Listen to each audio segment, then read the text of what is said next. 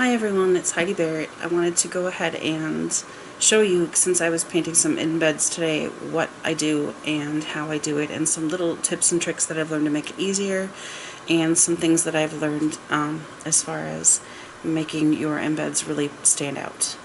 So this is the embed that I'm painting today. It's a little cameo, and I'm going to show you how to paint it. It's how to get that wash along the woman, and how to make the outside frame look a little bit more antiqued and less like solid painted gold. So let's go ahead and get started. When you paint, what you're going to need is some paintbrushes. I suggest going to Hobby Lobby. I never endorse Hobby Lobby, but this is one thing I will endorse them for. Some fine brushes. They often have them on sale for half price, so they're, I believe, $6 each, so you'll be able to get this for under $10 or close to $10 to get yourself a flat one, a small one, and then a long skinny one, and that should do it. I also keep a larger one that I hide from my daughter so she can't use it. Sometimes I use even larger than this, but for this project these are sufficient. I don't usually wash them in between. I just either wipe them off with a paper towel or I'll just stick them in the new paint because it doesn't really matter that much. You'll also need some vodka, some Micas, and I have invested in these little stainless steel cups. I have even smaller ones that I use sometimes, and when you're done using the mica, the vodka or the alcohol, if you choose to use alcohol instead, will evaporate, and then you can just stack them together and store them easily that way and reuse the mica that you have. I also have a little scoop. I don't use terribly much mica. When I first started painting, I kind of flipped out because I thought it was going to be so much mica. And this is a, I believe, 0.15 cc, maybe bigger. It's about a quarter of a teaspoon. And I use about a quarter of a half of it at a time, and I just stick it in there and I add my vodka. I have a little dropper. I found that that works the best. Pipette. Sorry, I'm trying to use my space here. And I usually keep it full of vodka, and that way I can drip drop some in there as I need. When I first started, I tried pouring from the bottle, and I always ended up with way more than what I needed.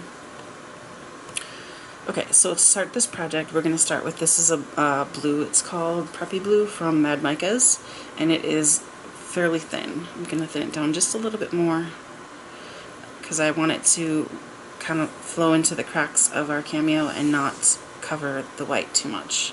So here's our cameo. I'm going to use that bigger brush for this because I don't need to paint tiny details, and just go ahead and, as you can see, it makes the design of the woman really pop out.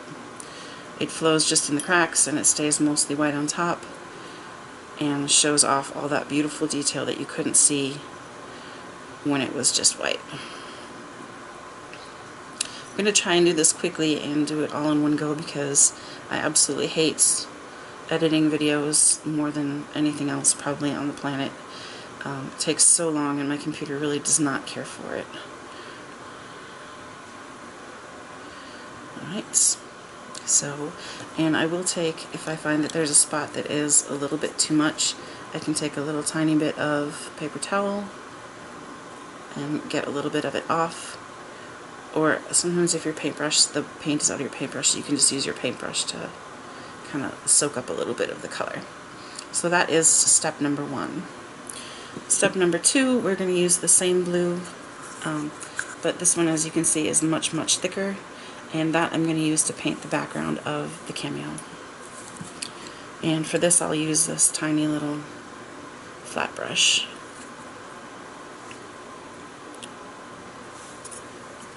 Sorry, I'm going to move that out of the way. Some of you might be saying to me, Heidi, my hands are not that steady, there's absolutely no way that I could do that. And what I learned when I was younger, my mom used to drop me off at this extremely patient woman's ceramics studio to paint those pre-made ceramics that you get out of a mold, probably just to get me out of her hair. And that woman taught me that if you rest your hands on something, they become much more steady. And normally I rest them on my belly because I have enough of it. And you can see right now what I am doing is I am taking my pinky and I'm resting it on this hand, and that kind of unites my hands so that if I would shake at all, they're gonna shake together. I have recently kind kind of developed an illness that makes my hands a little bit shaky because I tend to be in pain all the time. So that's a trick to help you if you feel like you're not steady enough to do something like this. And I will apologize for my dog. We have 3 dogs, and 2 of them are fairly quiet, but the third one is always convinced that the world is stealing things like our trash. Hang on just a second.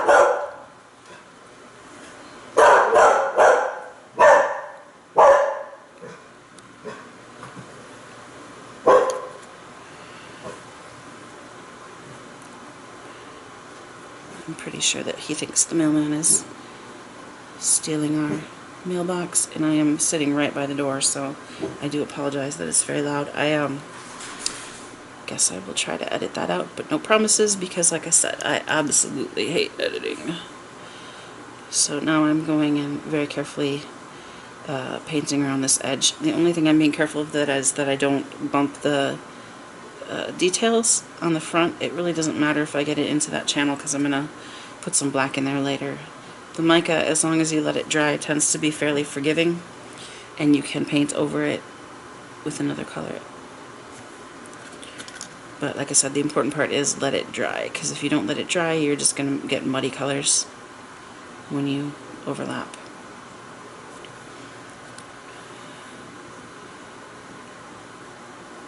Just a little bit more to get around here.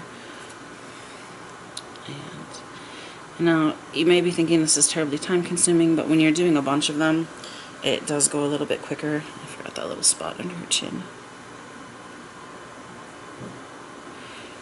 I tend to make my embeds, if I'm doing flat ones like this, I'm going to be putting them in my 15 bar mold, and what I do is I make 16 or 17 of them at a time, and then I have extras in case because when I paint I don't always know how I want it to turn out, and then so sometimes I have a oops one, and then when I have extras I kind of save those, and if I have leftover batter or I'm making a one of bar because I had too much soap, then I can pull these out and make it a little bit gussied up, so it's not just a ugly duckling bar, but it's kind of a pretty one of.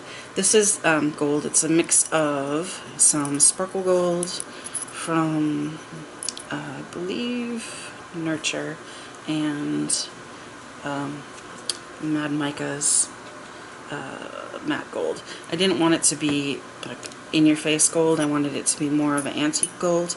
So, and this, as you can see, is really very, very thick. The reason that this one is thick is because I would like to be able to push it around and not have it settle in those details like the thinner ones did, while still covering pretty well. So I did thin it down just a little bit. But I'm going to go ahead and take our next one, and as you can see that blue is there, it will cover just fine. And I'm also not being extremely careful, because it does not matter, taking this gold and running it around that outside detail. Don't forget to get the sides. It's okay if it gets on the back, because that is going to be pressed into my soap.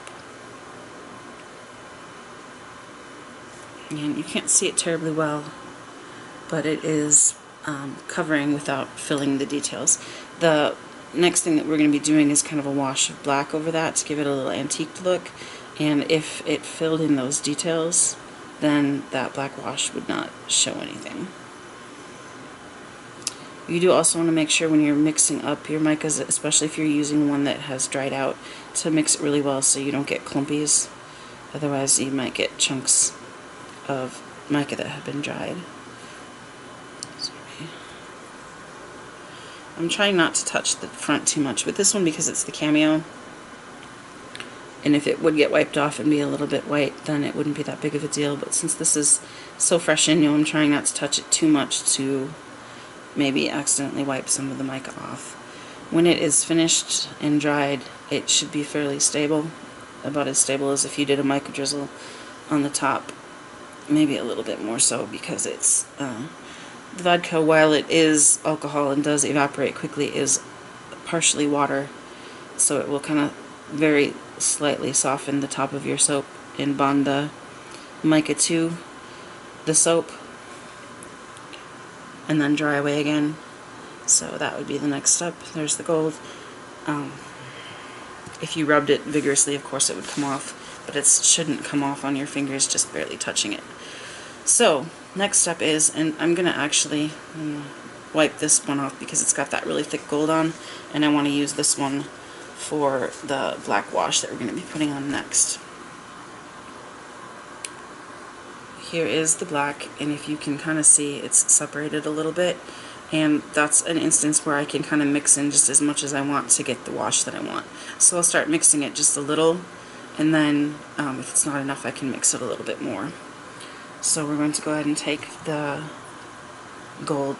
I have one done ahead. These have dried a little bit, otherwise I would get really muddy colors. And I'm going to go ahead and run this black along there. And it may kind of look like a lot at first, but you can wipe it away as well gently, and it will settle into those details.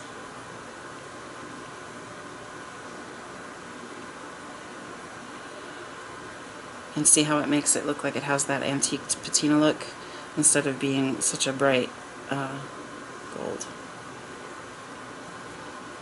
These embeds are going to be going into a lavender and vanilla soap. So I will go ahead and try and post pictures of that when it's made and it's cut. But there you go. See, quick and easy. Didn't really take a whole lot of time. That thin mica paint really just kind of flows right where it needs to go. So, and this is, I think it's Steelworks from Mad Micas, but any black would do, really. Now, this is probably the most difficult part of the whole thing, but it's not terribly difficult. I need to go ahead and do the very last step, and the very last step is to put some black into that channel. And for that, I'm going to be using this long skinny brush, and my black is kind of a medium thickness, not quite as thick as the gold, but thinner, or thicker than the wash, obviously. So I'm going to try and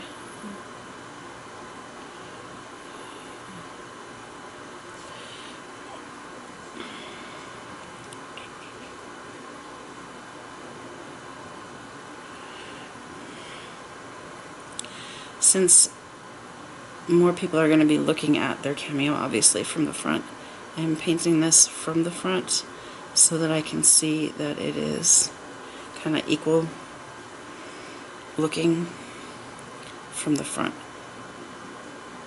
And after that, then I can turn it to the side and see if it looks horrible from the side or if it looks fine. Probably it would just be fine this way anyway, but I'm a perfectionist, so I'm going to look at it from the side too, make sure it's absolutely beautiful from all angles. But this angle would be the most important one. And if you do what I did and just make a little mistake there, just grab a brush and go ahead and wipe that. And see, we're almost all the way around.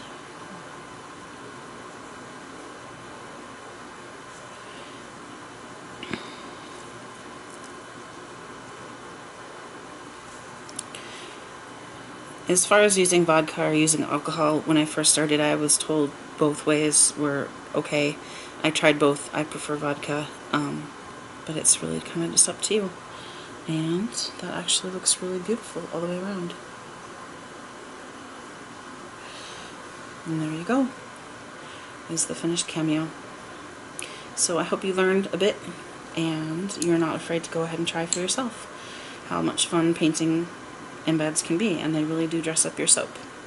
Have a great afternoon or morning or wherever you are. Bye.